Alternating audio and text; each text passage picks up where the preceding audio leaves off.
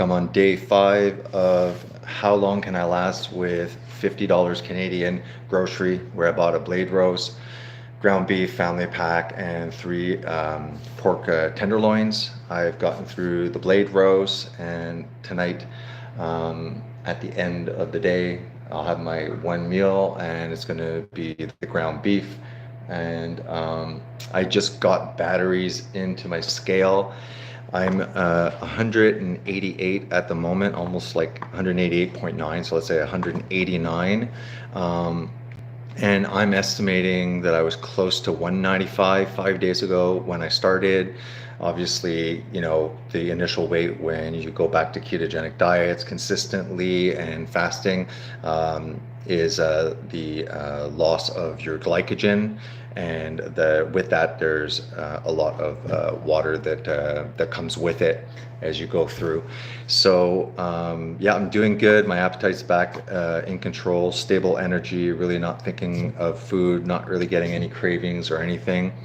And so I will be following up every day with my weight to see, and I'll keep you updated how long you can stretch. What I noticed with the ketogenic diet straight from the start is that you're eating a lot less food, and it creates a lot more satiety for a long duration of time. And I find that people who do this long enough end up, returning pretty close to their ideal body weight. There's When I talk about a ketogenic diet and stuff like that, I talk about a ketogenic style of eating, which is like a very low carbohydrate diet. We can also have just a low carbohydrate diet, and that can be anything from 50, 100, 150. There's also athletes that that enjoy a ketogenic diet, but they make sure to always refeed after training their glycogen stores. So they do somewhat of a modified. I ain't a sports coach nutritionist. In fact, I've lost, after my spine surgery, I am far from being in a fit. Even though I can maintain my weight, I'm really inactive, and that's my bad. And I'm getting back into it. I'm looking at calisthenics. I'm looking at figuring out to stop using my spine surgery as an excuse. But yeah, if you don't train, if you're not active, then your muscle's not going to just, like, even if you're providing ample amount of protein and fat and stuff like that, you're not going to become jacked just by eating and being sedentary. You do have to, put some kind of signal to your body to say, because muscle is an expensive tissue. Your body is not going to maintain muscle that's not used, because if we were out in the wild, that would be very inefficient. You'd have this expensive tissue that you're not using, that's taking all your calories. The body's not that stupid. Anyways, so yeah, pretty much I like a ketogenic lifestyle.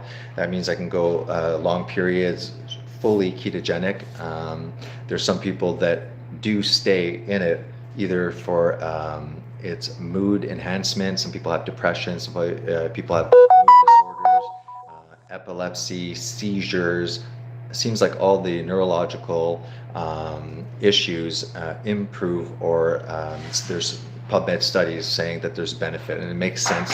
Our brain, is majority of it is fat. It's 60% fat, 20 or something percent cholesterol. It might be off a bit, but it's primarily fat and cholesterol, your brain, with high amounts of omega-3.